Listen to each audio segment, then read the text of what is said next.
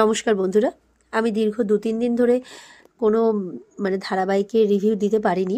তোমরা আমার গলা শুনে বুঝতেই পারছো যে আমার গলার কন্ডিশন এখনও যথেষ্টই খারাপ। আর বিগত 2-3 দিনে তো এতটাই খারাপ হয়ে গিয়েছিল যে আমার আওয়াজটাই বেরোচ্ছিল না। আজকে একটু বেটার, একটু আমি হয়তো কথাটা বলতে পারছি। তো আমি ভাবলাম তোমাদেরকে অপেক্ষা করিয়ে লাভ নেই, তো তোমরা যাতে তোমাদের ধারাবাহিকের রিভিউগুলো যতটা সম্ভব আমি দেওয়ার চেষ্টা করছি, তোমরাও যাতে পেতে পারো তারই চেষ্টা করছি। তোমাদের সবার কাছে আমি সরিও চেয়ে নিচ্ছি যে আমি এই 2-3 দিন তোমাদের কাছে আসতে পারিনি। তো শুভ বিবাহের আজকের পর্বের রিভিউ নিয়ে বাংলা সিরিয়াল সমাচার তোমাদের সামনে এসে গেছে। আজকের পর্বের রিভিউতে যেটা দেখা যাচ্ছে, সুধা তো তড়ি করে খুঁজছে, ঠিক সেই সময় তেজ তাকে ধরে ফেলে কাছে টানার চেষ্টা করছে। তারা একটা কোয়ালিটি টাইম কাটানোর চেষ্টা করছে তেজ আর কি। কারণ অনেক দিন ধরে এই অশান্তি ঝামেলা, একে ধরা তাকে ধরার মাধ্যম দিয়ে তাদের এই ছোট ছোট মুহূর্তগুলো কাটানোই হয়নি। সেই জন্য তেজ সুধাকে খুব মিস করছে, তাই সুধাকে কাছে টেনে নিচ্ছে। সুধা বলছে, কি হচ্ছে, বাচ্চারা চলে আসবে তো যে কোনো সময়, বলে আসুক। বলে বড়রা চলে আসবে, বলে আসুক। এত কিছু হওয়ার মাঝে তো আমাদের এই ছোট ছোট মুহূর্তগুলো কাটানোই হয়নি, তাই আমি আর তোমাকে ছাড়বো না। তখন সুধা বলছে, আর কিছুক্ষণ অপেক্ষা করা যেত না? তেজ বলছে, না, একদমই না। ঠিক সেই সময় তারা দুজনে একে অপরের কাছে আসছে। এরপরে তেজ যখন সুধা যখন তেজের কাছে আসছে, তখন ওখানে তড়ি চলে আসে। এসে বলছে, ও এটা দিস ইজ নট ফেয়ার বাবা, তুমি কি শুধু মাম্মামের আদর একাই পাবে, আমি কি সেটা পাবো না? তখন তোরা সরে যায়। এবার সুধা বলছে, হ্যাঁ হ্যাঁ, কেন পাবে না, তুমি তো সব থেকে বেশি আদর পাবে। এই বলে তড়িকে তারা আদর করতে থাকে, তেজও তাই। কিছুক্ষণের মধ্যেই দেখছে আশুতোষ বাবুর গলা পাচ্ছে, তো সুধা তেজকে ডাকছে। ওরা ভাবছে, কি ব্যাপার, আশুতোষ বাবু এই সময় তো উনি আসেন না। তো সুধারা নিচে যেতেই দেখছে যে আশুতোষ বাবু আর ঝিনুক ওরা খুব আপসেট হয়ে আছে। তো বলছে, কি ব্যাপার, কি হয়েছে, এরকম ভাবে আপসেট দেখাচ্ছে কেন, কিছু কি হয়েছে? তারা কিছু বলছে না। তেজ তখন তড়িকে বলছে, তড়ি, আমরা বড়রা একটু কথা বলবো, তো যাও তোমরা উপর গিয়ে খেলা করো, পোলো দাদার সাথে খেলো। তো তড়ি চলে যায়। তো এবার বলছে যে একটা মন খারাপ করার মতো একটা কথা আছে। আশুতোষবাবু বলছেন যে তোমরা তো সবাই জানো যে মিস্টার ঘোষালের শাস্তি হয়ে গেছে। তো সুধা বলছে, হ্যাঁ সে তো হয়েছেই, তো কিন্তু রণজয়ের কিন্তু শাস্তি হয়নি, তার শাস্তিটা নাকি কোর্ট থেকে মুকুব করে দিয়েছে। তো এটা শুনে সুধারা তো অবাক হয়ে যায়, তেজও। কেন? তেজ বলছে যে ও তো রেশমির যে অ্যাক্সিডেন্ট হলো তার পেছনে তো তার হাত ছিল, এমনকি মেয়ে পাচারকারী চক্রেও সে ছিল, তাহলে কি করে শাস্তি হতে পারে না? তখন বলছে, সেটার বিরুদ্ধে কোনো পুক্ত প্রমাণ আমাদের হাতে ছিল না, সবই মনে মনে আর কি, এরকম একটা ব্যাপার। কিন্তু রণজয়দের যে উকিল ছিল, সে নাকি রণজয়কে মানসিকভাবে অসুস্থ দেখিয়ে, তার বাবার ওই কন্ডিশন হওয়ার পর থেকে তার নাকি মানসিক অবস্থা এতটাই দুর্বল হয়ে পড়েছিল, সে নাকি এরকম ভুলভাল কাজকর্ম করতো। তো এরকম একটা ব্যাপার দেখিয়ে নাকি তাকে তার শাস্তিটা মাফ করে দেওয়া হয়েছে, এবার তাকে নাকি রিহাবে নিয়ে যাওয়া হবে। এটা শুনে তো সুধারা খুব রেগে যায় আর বলছে, এটা কি করে হতে পারে, এটা কি করে সম্ভব, ও এগুলো মিথ্যে অভিনয় করছে যাতে ওর শাস্তিটা মাফ হয়ে যেতে পারে, এটা কি করে সম্ভব, এখন কি তাহলে এরকম খোলামেলা ঘুরে বেড়াবে আর আমরা তার কিছুই করতে পারবো না, এরকম ভাবে বলছে। তো এবার সবাই যখন ব্যাপারটা নিয়ে খুব আপসেট হয়ে পড়েছে, আশুতোষবাবু বলছেন, ঠিক আছে, এখন আর অত চিন্তা করো না, শাস্তির ব্যবস্থা ঠিক করা হবে। তখন সমুদ্র বলছে যে, ঠিক আছে, তাহলে কালকে একটা ভুরি ভোজের ব্যবস্থা করা হোক, বিরিয়ানি, মাংস এসব বলছে। আর রান্না কে করবে? মেচকা বলছে সুধা রাতের। তো এবার তেজের মা বলছে, কেন, সব কাজ সুধা কেন করবে, আমরা এতজন মেয়ে মানুষ থাকতে?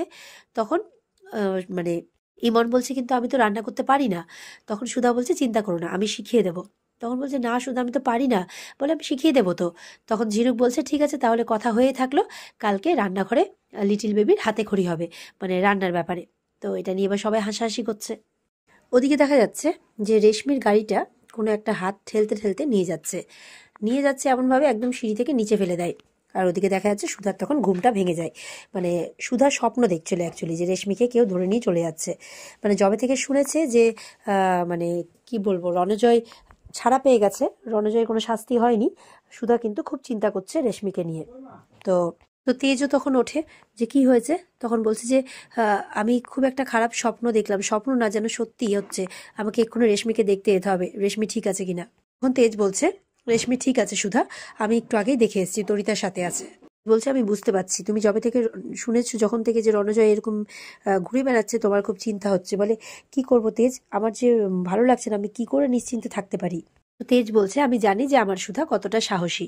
সুধাকে ধরে বলছে যে, আমি জানি তুমি কতটা সাহসী, আর তাছাড়া আমি তোমাদের সবসময় আগলে রাখবো না, তোমাকে আর তরিকে, আমি থাকতে তোমার কিচ্ছু হবে না, দরকার পড়লে আমি আমার জীবন দিয়ে তখন সুধা মুখটা চেপে ধরে, খবরদার তুমি এরকম কথা কিন্তু মুখ থেকে বের করবে না। তেজ বসু মল্লিক আছে তাই সুধাময়ী আছে, সুধাময়ীর অস্তিত্ব আছে, নাহলে তেজকে ছাড়া সুধার কিচ্ছু নেই, মানে সুধাময়ী কিছুই না, এইভাবে বলছে। তারপর দুজন দুজনকে জড়িয়ে ধরে দুজন দুজনকে নিয়ে একটা সময় কাটাতে থাকে। এবার দেখা যাচ্ছে রান্নাঘরে জম্পেশ একদম খাওয়া দাওয়ার তৈরি, মানে খাওয়া দাওয়ার জোগাড়জাটি আর কি। সেখানে সুধা আছে, ঝিনুক আছে, আছে জ্যোৎস্না, আর এরা সবাই মিলে জোগাড়জাটি করছে। এবার সুধা বলছে দেখি আমি এই ব্যাপারটা সবটা দেখে নিচ্ছি। যে জ্যোৎস্না বলছে কেন কেন তুমি কেন দেখে নেবে? তুমি যদি সারাক্ষণ এখানে এইসব নিয়ে পড়ে থাকো তাহলে ওদিকে তো একটা পিকনিক এর আয়োজন করা হয়েছে, সেখানে তুমি এনজয় করবে কখন? তখন সুধা বলছে হবে হবে সব হবে। তখন সেখানে এসছে লিটিল বেবি মানে ইমন, এসে বলছে যে তোমরা তো কত কাজকর্ম করছো, আচ্ছা আমার জন্য কি কোনো কাজ আছে যেটা আমি তোমাদের হাতে হাতে করে তোমাদের একটু হেল্প করতে পারি? ঝিনুক বলছে এই তো লিটিল বেবি একদম রাইট টাইমে এসে পৌঁছেছে, হ্যাঁ হ্যাঁ তুমি বসো বসো, তোমার জন্য কাজ আছে তো, আজকে তোমার হাতে খড়ি তো তোমার জন্য একদম সহজ সরল কাজ এনে দেবো। তো চাকু এনে দিয়েছে, এবার সবজি কাটতে দেবে, মানে ইয়েকে বলেছে, জ্যোৎস্নাকে বলেছে আলু আর পেঁয়াজ নিয়ে আসতে। জ্যোৎস্না সেই মতো করে নিয়ে চলে এসেছে। ঝিনুক এবার ইমনকে বসিয়েছে, তো বসিয়ে বলছে নাও তুমি তো কাটাকাটির কাজটা খুব ভালোই করতে পারো, নাও কাটো দেখি। এবার ঝিনুকের মানে ইমনের গলাতে চাকু ধরেছে।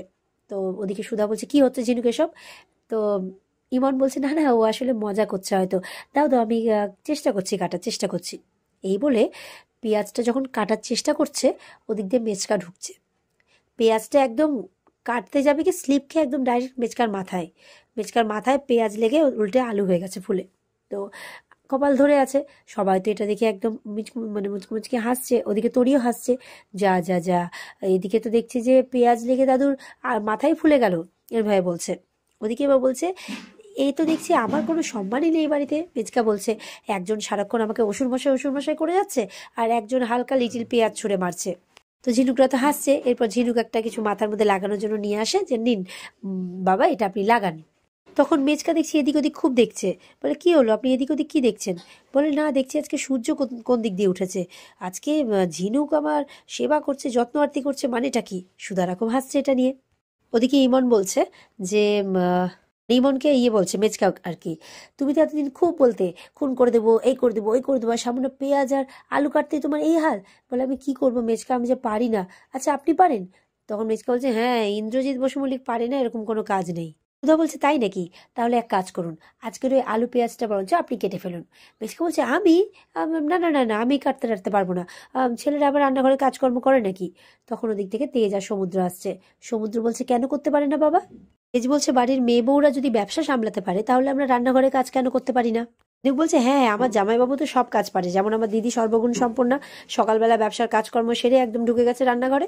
তেজ বলছে আমাদের একটু দেখিয়ে দিলে আমরা ব্যাপারটা সামলে নিতে পারি।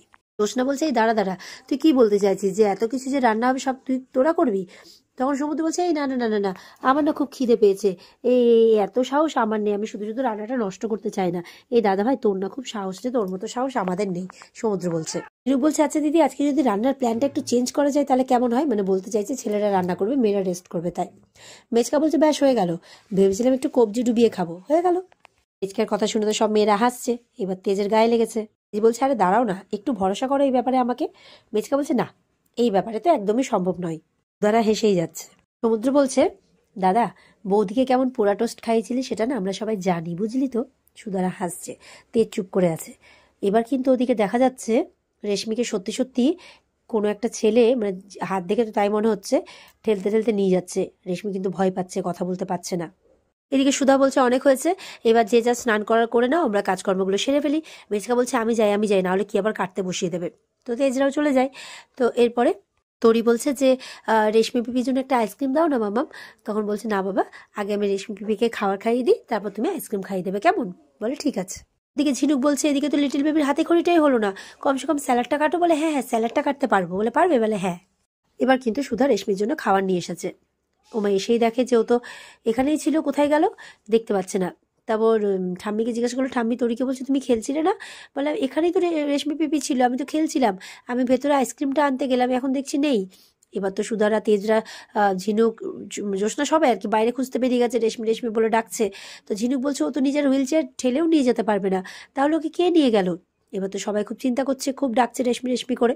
ওদিকে দেখা যাচ্ছে রেশমির চেয়ারটা অটোমেটিক চলে যাচ্ছে, আর একটা ইটে লেখে মানে চেয়ারটা দাঁড়িয়ে পড়ে, আর রেশমি হুড়মুড়িয়ে পড়তে যাবে কি, মানে এদিকে সুধা আর তেজ কিন্তু চিৎকার করছে, চিৎকার করতে গিয়ে থেমে যায়, আর ওখানেই আজকের পর্ব শেষ হয়ে যায়। তো এই ছিল আজকের পর্বের রিভিউ। ভালো লেগে থাকলে পর্বকে লাইক কমেন্ট করে জানাতে ভুলবে না, আর আমাদের সাথে জুড়তে চ্যানেলকে সাবস্ক্রাইব করতে ভুলবে না। দেখা হচ্ছে তোমাদের সাথে আগামীকালকে। সবাই খুব ভালো থাকবে। পর্বের বিস্তারিত দেখতে স্টার জলসার পর্দায় চোখ রাখবে। টাটা।